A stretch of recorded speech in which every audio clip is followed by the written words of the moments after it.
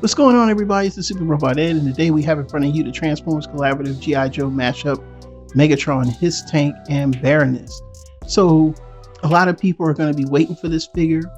A lot of places are going to be having this on pre-order. So if you missed out on the post pre-order, there's also Big Bad Toy Store, there's Entertainment Earth, and a lot of other places that are partnering with Hasbro to get this figure. So don't feel sad, my G.I. Joe fans. Now, I have to admit, after looking at the pictures, I just was not impressed. You know, I'm not to say I don't like G.I. Joe. I love G.I. Joe. I think G.I. Joe was this is my favorite cartoon. I used to read the comic books. But the movies just didn't give G.I. Joe the push that Transformers did. And that's saying much, because Transformers movies, to me, the live action movies, I mean, if you like them, you like them. But to me, they just, whatever. You know what I'm saying? They're not. That's not what Transformers is. That was just a movie to help carry over the franchise. But first things first, let's look at the Baroness. And she looks okay. Now, mind you, she comes on a 3.5 inch card, which means that really most of the people are buying this for the Baroness more than they're buying it for Megatron. And Megatron looks like an oversized or leader class version of a Siege or Earthrise Megatron with just parts hanging off him. I mean, it doesn't look good. The tank mode, it looks good. I think that's where they were going for. They were just basically saying, look, we want to go with the tank mode, and that's that, you know, and I get it. And she could fit inside the tank, and the idea of keeping, you know, them to be able to hold a 3.5 inch figure, that makes sense. He would have to be rather large.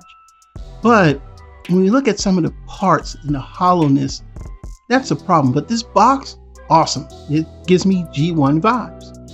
And looking at the pictures here, that's where I get kind of like miffed, because it's that weird looking plastic. And this just could be just the mock-up. So, you know, it could change. And it does say that in the description if you go to the Hasbro website.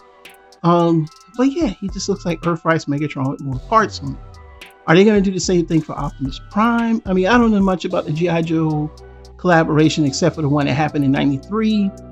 You know, when Megatron first became a tank. Other than that, I never really followed the lore, so don't get on my case. This is really for you Joe fans. This is not, I'm going to be honest, this is not for Transformers fans. This is strictly Joe fans. But yeah, inside that packaging, that carded figure, some people are probably going to buy two just so they can keep that figure on a card. And it's probably a special limited edition, so look out for that.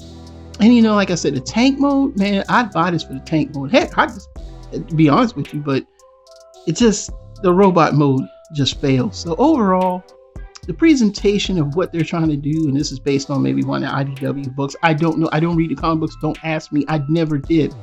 I don't have time. I'm not into the IDW stuff per se. I like the designs, but the comics, you keep it. But other than that, I think for Joe fans, this is more of a win. For Transformer fans, not so much, because you know how we feel about our toys. And like I said, the waffling in the legs just makes it look cheap. The fact that everything just hangs off, it's just so kibbly.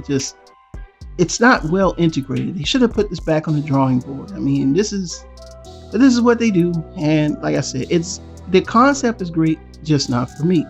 Are you going to buy this? No, not me. If you're going to buy this, leave your thoughts down in the comments below. Again, my name is Super Robot Ed, just reporting the news as I see it. We'll see you soon. Bye-bye.